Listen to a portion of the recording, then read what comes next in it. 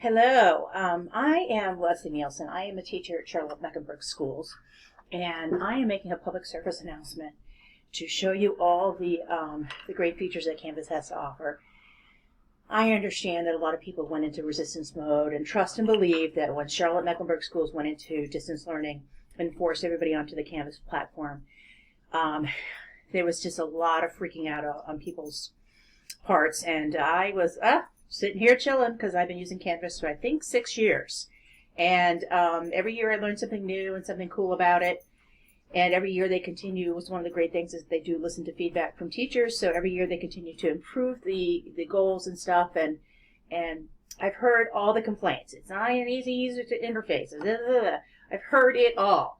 And I should have gotten double time during our first 2 weeks of transitioning to online learning, because I spent most of the day on the phone just helping some of my colleagues out. So I have created a playlist with a whole bunch of tech tips, most of them for Canvas, which I gave to your facilitator, Lauren, to gladly share with you. But I just wanted to go and sort of do this little commercial for you to put you at ease about using Canvas, because it really is awesome.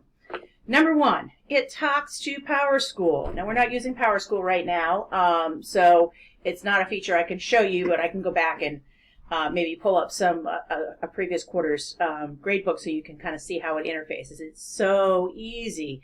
And we have, your school is, I think, about 300 students. My school is 1,972 students this year, and I personally teach 172 of them. So anything I can do to make my life easier in terms of being able to get assignments, excuse me, my dog, assignments graded and turned in, I'm all about. So again, it's just, once you learn the methods that I'm going to show you, it becomes just like second nature. So let's go check out my class. Now, I'm a social studies teacher. I only teach one course, only one prep. So I use my homepage as my website. So if you went to our faculty and staff page for Community House Middle School, click the little globe next to my name, it would actually bring you into this page. As a parent, you wouldn't see this. The announcements are only for the kids. As a regular user, you would come to my what we call the landing page or the home page. And I have it set up so that these are all buttons. And I have modified it for distance learning. My kids are very, very well versed in what button to push when we're doing what. And again, I did tweak this a little bit for distance learning. And then my science teacher, who's my 8A B-Day partner, her homepage looks almost identical to mine. So in social studies, we call our lessons sessions because we do teach 8A B-Day. So we count our sessions. We have 180 days of school, give or take. That means we should have about 90 sessions when you back off testing and whatnot. We wind up about 80 instructional days a day. So everything is numbered by session.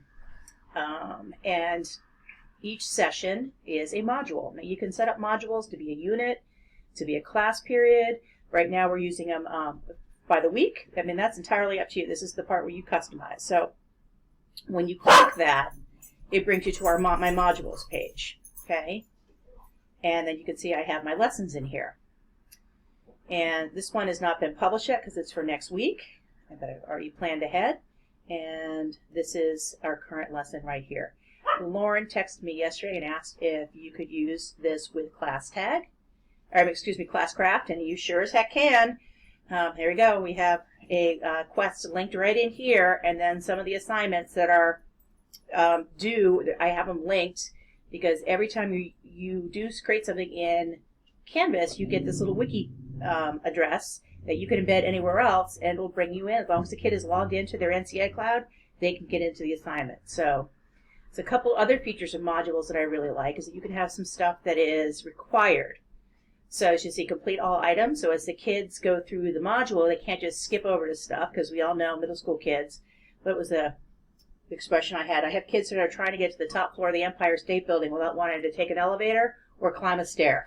Want to go right to the top. I don't know how they think they're going to get there, but they're sitting on the ground going, I don't know what to do. And it's because they're not actually going in sequence. So you can set this up in your edit page when you're editing the module to tell it exactly what the kids, so it was locked, so automatically published for me Monday morning. You can add a prerequisite so that they have to. This works great for math in particular, where it's really skill set. That they can't move on to this until they've completed something in the other one. And then you can tell it exactly what they have to do, what is required. So in order to get to their quest, they had to mark the introduction as complete, and they could move on to this. Okay, that's kind of a cool feature of that. Again, you have to train your children as well to be able to do a lot of this stuff. So that's pretty much, and again, inside your module, you can add quizzes. So there's no test feature versus quiz feature. It's all the same thing. But what's really cool is if you use SchoolNet, and I know you guys might be a Mastery Connect school, but SchoolNet is really something you should look at too because it's already paid for by the state. You can embed a SchoolNet test directly into Canvas as well by using external tools. I'm going to show you external tools in a second. It's just really some great stuff that you can add in here. And they actually just updated their interface with Google. And it does connect to Google Classroom. I am not a Google Classroom teacher. When we first went to distance learning, I kind of put some stuff out there to keep the kids occupied. But I've been a Canvas teacher. I have not touched Google Classroom in 6 years. So for those of you that really are having a hard time letting go of Google Classroom, you can interface it. We don't have a DE anymore. It's still here, though. Edpuzzle, I'm a huge fan of Edpuzzle. Now Edpuzzle actually has an interface with Canvas, so I can embed it as a external tool and not have to do a separate grading piece. It will just come right into my gradebook here in Canvas. Assignments is just, how are we going to submit the assignment? So I'll show you they have this graphic organizer. Oops, that's not the one I wanted to show you, sorry. They had this graphic organizer they had to complete for me.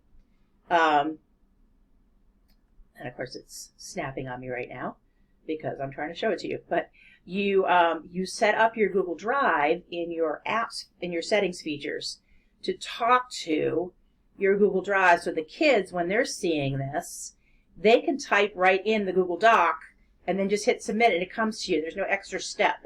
And so when you're going to the speed grader, you're seeing their work directly in there. It's really awesome. It's seamless for the kids. I have this meme here because my students have been doing it the old-fashioned way, which was downloading and making a copy and uploading it to me all year long, and they did not trust that I was going to get the work, and so they kept sharing with me, which drives me up a wall. So anyway, you can embed Zoom. It has this great chat feature. I have not had the chat window open all day because it's my planning day. But you see my kids can live, during distance learning, I allow them to live chat with me. So somebody asked me, I'll get back to her. What time is it? 3 o'clock. I missed her by an hour. Anyway, that's all that. Okay, so now let's get to the part that you really might want to know about. And that is, how does this work grade-wise? The reason that Charlotte Mecklenburg Schools was insisting that all their teachers transition to Canvas was because of the analytics piece that it offers. So we're being required to submit detailed reports to our grade level administrator every week of kids that are not engaging in the learning.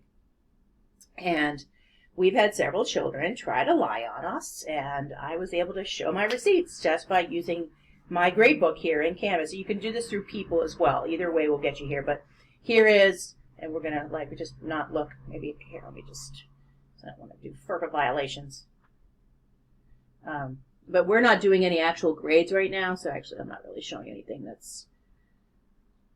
Oh, it doesn't want to let me do this. Hang on, let me pause. Okay, there we go. No, I'm not violating FERPA. All right, so here is the grade book, okay? And you can do a couple different things in here. You can show it by mastery, which we're currently really not doing. You can do it by individual view, which is what I have it in right now. And then I can arrange my my assignments in all sorts of different ways. Okay, I can filter things by grading periods, modules, sections, student groups, etc. I have student groups for differentiation, which is kind of awesome. Inside the classroom, I really haven't wanted to do this from outside the classroom. You can actually create group assignments in here and show you the different group works. Okay, So that's your view button. Okay, I have this clicked on quarter 4. I have it on all modules. So, if I'm grading for something for this week, what is this, May 11th, I could just look at who submitted work for this week so far. Okay. And I had an optional quiz. I have this shown, and here's what's really cool. So this is their Classcraft quest, and a couple of kids I noticed in Classcraft had not completed the quest end. And so I was able to just go up here. I had seen them, they had done some other stuff inside there. But I was able to, through my grade book, you can hit your 3 little buttons here, and you can message the students who have not submitted anything, give them a very specific message. You can also, if you're actually grading an assignment, you can actually send, and I have done this when we actually were doing things by mastery, but since we're not grading, I'm not bothering with points right now. But if you have kids that got 80 or above, you could send them an attaboy. The kids got partially met, you could say, hey, you almost had it. Do you want to do it again? Whatever sort of message you want to send, and one click, you can send that out to the whole class or the whole roster that you teach. You can set a default grade, hide the grades. If you're working on grading and you don't want one group of kids to have the grades and others, you can hide that. You can grade your posting policy. Now, during the regular school year, I have my grade set up that it'll automatically start deducting points for late work. Obviously, we're not giving points right now, so I don't really need to do that, but that's really kind of an awesome thing. If I show you, I'm going to go back to a previous week, and you can see some color coding here. So blue for this child means she did the assignment, but she turned it in late. Pink means they didn't do it at all. As you can see, this assignment was complete or incomplete. They did it or they didn't do it, okay? And then you can set up your assignments based on how PowerSchool reads them. So we only have 2 categories, formal and informal, which is very important for when you're actually just talking to the gradebook. When you are setting up your assignment, okay, so this was a Pear Deck. They didn't have anything to submit to me because I use Pear Deck as a separate app that's Google-based, so I get a spreadsheet from them. But when I set it up, okay, how many points is the assignment? Is it formal? Is it informal? How am I displaying the grade?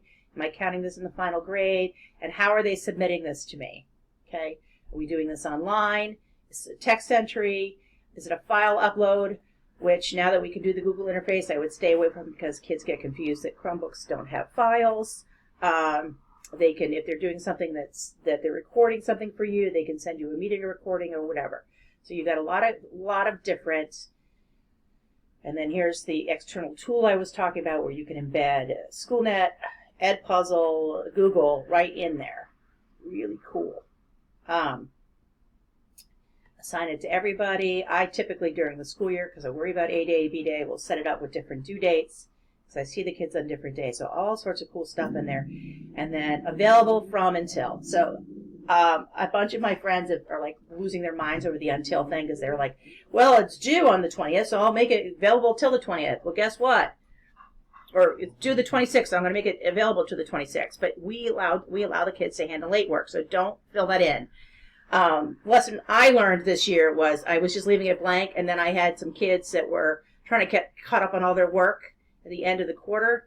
They went back to first semester, and they handed in some stupid assignments or small assignments that I never closed out. So I'm going to get in the habit of changing this till the last day of the quarter. Save. All right, I'm almost out of time. Okay, there's lots of other cool stuff I could show you, but really, this is the part I want to show you that it's just going to be game-changing for you. And I'm not going to actually do it because we're not using the pass-through right now. But it's